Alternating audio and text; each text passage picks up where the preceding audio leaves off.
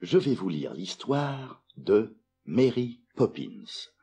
Vous pouvez suivre avec moi dans votre livre. Vous saurez que le moment est venu de tourner la page lorsque vous entendrez la fée Clochette faire tinter ses petites cloches, comme ceci. Et maintenant, commençons. C'était le matin, rue des Cerisiers. Mademoiselle Alouette, qui habitait la plus grande maison de la rue, avait envoyé son chien Andrew faire sa promenade matinale. Mais, dans la nurserie, au numéro 17 de la rue des Cerisiers, Jeanne et Michel Banks étaient encore au lit. « Debout, debout !» dit Mary Poppins. « On ne reste pas couché un jour supercalifragilistique. » « Ne reste pas la bouche ouverte, Michel, nous ne sommes pas des poissons. Si tu ne peux pas trouver un mot qui désigne exactement ce que tu veux dire, essaie supercalifragilistique. Il décrit parfaitement cette journée. » Cela fit lever Jeanne et Michel, qui s'habillèrent en un temps record. « En route pour le parc !» dit Mary Poppins. « Dépêchez-vous par ici. » Mary Poppins s'arrêta pour parler à Andrew, le petit chien de Mademoiselle Alouette. « Ouah, ouah, ouah !» dit Andrew. « Répète !» dit Mary Poppins. « Ouah, ouah !» dit Andrew. « Ah oui, bien sûr !» dit Mary Poppins. « J'y vais immédiatement. Et merci beaucoup. » Prenant alors Jeanne et Michel par la main, Mary Poppins prit le chemin d'où venait Andrew. Elle les conduisit d'un pas rapide à travers d'étroites rues tortueuses qu'ils n'avaient jamais vues auparavant, et, parvenue à la porte d'une petite maison, elle s'arrêta. Toc toc, frappa Mary Poppins avec la tête de perroquet de son parapluie. La porte fut ouverte par l'ami de Mary Poppins, Berthe. « Comment va-t-il » demanda Mary Poppins. Berthe hocha la tête. « Je ne l'ai jamais vu comme cela, dit-il, et c'est la vérité. » Mon Dieu, gloussa une voix pleine de rire. Est-ce Mary Poppins? Je suis ravi de vous voir, ma chère. Jeanne et Michel regardèrent autour d'eux. Ils ne virent personne dans la pièce jusqu'à ce que Mary Poppins parle. « Oncle Albert, vous m'aviez promis de ne plus recommencer à flotter, » dit-elle, et elle semblait parler au plafond. Jeanne et Michel levèrent les yeux. Là, en l'air, était assis, riant joyeusement, Albert, l'oncle de Mary Poppins. Je sais, ma chère, dit l'oncle Albert, riant aux larmes. J'ai essayé réellement, mais j'aime tant rire, vous savez, et au moment où je commence à rire, je m'envole. Il murmura aux enfants, c'est le rire qui fait cela, vous savez. Les enfants commencèrent à rire, et Berthe aussi. Bientôt, ce fut un éclat de rire général. Tous débordaient de joie, et ils se sentaient devenir de plus en plus légers, si bien que leurs pieds quittèrent le sol, et ils se mirent à flotter, jusqu'à ce que leur tête heurte le plafond. «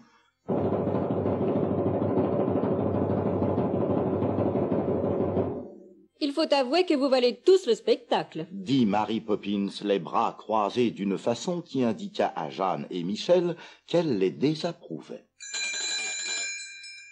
Lorsque Berthe raconta une plaisanterie à l'oncle Albert, tous quatre rirent à gorge déployée, si bien qu'ils se mirent à faire des cabrioles dans l'air. Mais Mary Poppins gardait un air sévère. « C'est le plus navrant spectacle que j'ai jamais vu, » lança-t-elle. « Ou je ne m'appelle pas Mary Poppins. » À propos de nom, dit Berthe, je connais un homme avec une jambe de bois qui s'appelle Smith. Vraiment? Gloussa l'oncle Albert. Quel est le nom de l'autre jambe? Et à nouveau, la pièce fut secouée de rire. Maintenant, Jeanne, Michel, c'est l'heure du thé, dit fermement Mary Poppins d'en bas. Restez, s'il vous plaît, supplia l'oncle Albert. Il fit un signe vers la table, sur le plancher. Il y a un magnifique goûter qui nous attend. Si vous pouviez vous arranger pour amener la table jusqu'à... Oh, splendide, splendide, merci ma chère, dit l'oncle Albert. Maintenant, vous allez me demander de vous servir, dit Mary Poppins en soupirant, et elle s'envola toute droite et toute souriante. Merci, ma chère, dit l'oncle Albert. Je m'amuse tellement. Je souhaiterais que vous puissiez rester toujours en l'air avec moi. Nous y serons forcés? Dit Michel avec un sourire contraint. Il n'y a aucun moyen de redescendre. En fait, pour être franc, dit l'oncle Albert, il y a bien un moyen. Pensez à quelque chose de triste et vous redescendrez. Il est temps de rentrer à la maison. Coupa la voix de Mary Poppins, nerveuse et ferme, interrompant les rires. Et soudain, à cette triste pensée, Jeanne et Michel, l'oncle Albert et Berthe redescendirent. Boum, boum, boum, boum, sur le plancher. Au revoir, Dit Michel, nous reviendrons bientôt. Et merci, dit sagement Jeanne. nous nous sommes bien amusés. De retour à la maison, Jeanne et Michel essayèrent de raconter leur aventure à leur père. Nous avons flotté dans l'air et pris le thé au plafond. Commença Jeanne. Et il y avait un homme avec une jambe de bois nommé Smith. Interrompit Michel. Poppins, cria Monsieur Banks. Que veut dire tout ceci? Les enfants sont des enfants. Se renfrogna Mary Poppins. Et en voici deux qui sont debout bien après l'heure du coucher. Dépêchez-vous. Michel et Jeanne se regardèrent. De toute façon, Dit Jeanne en lançant sa pantoufle. ce fut une journée super califragilistique.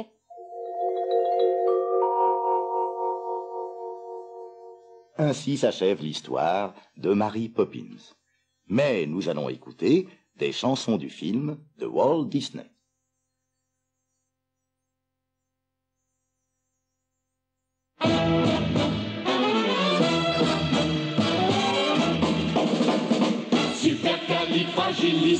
Supercalifragilisticexpialidocious. Ce mot est un vrai calvaire pour épaler chatouille.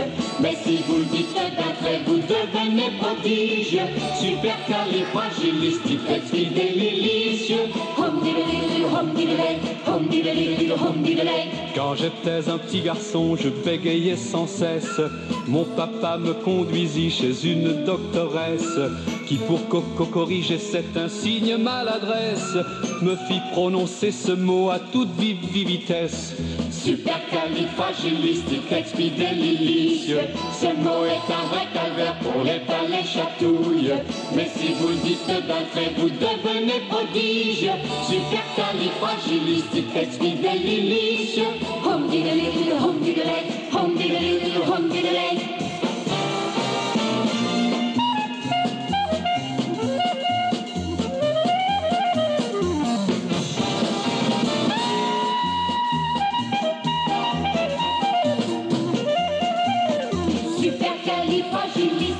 Supercalifragilisticexpialidocious. Ce mot est un vrai calvaire pour les palais chatouilles. Mais si vous le dites d'un trait, vous devenez prodige. Supercalifragilisticexpialidocious. Hum diddly, hum diddly, hum diddly, hum diddly. Que vous soyez épicière, vicomtesse ou douairière, Marie Chantal ou Gigi, la fille, la pâtissière, ce mot prononcé d'un coup fait tomber les barrières. Si vous le dites gentiment, sans chichi ni manière. Supercalifragilisticexpialidocious. Ce mot est un vrai calvaire pour les palais chatouilles. Mais si vous le dites d'un trait, vous devenez prodige. Supercalifragilisticexpialidocious.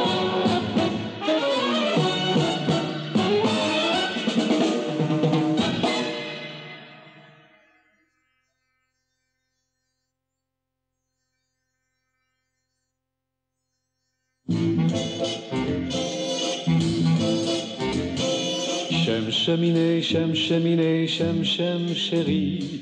Si j'ai de la chance, c'est bien que la chance me suit.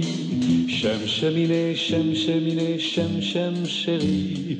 Je cherche ma chance dans la suie des conduits. Si j'ai une petite bise, c'est de la chance aussi. Le Père Noël n'est qu'un ramoneur, mais un ramoneur qui rime avec bonheur.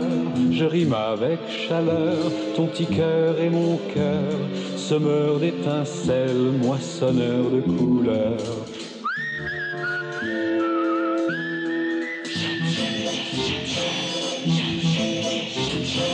J'aime cheminer, j'aime cheminer, j'aime chérie. J'ai bien de la chance lorsque tu me souris. J'aime cheminer, j'aime chérie. Quand tu m'apparais dans la suie et la nuit.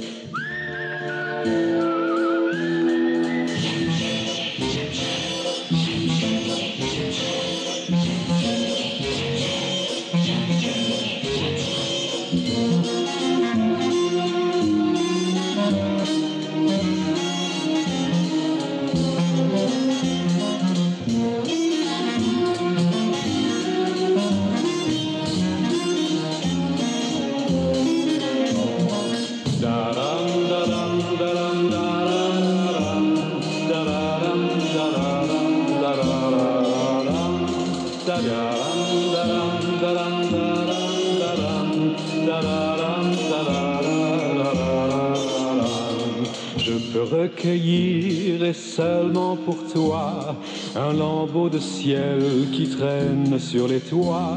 Et dans les cheminées, je trouve parfois une pointe d'étoile qui est tombée là. J'aime cheminer, j'aime chérie.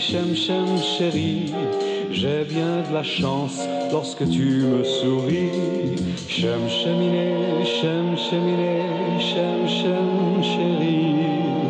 Quand tu m'apparais dans la suie.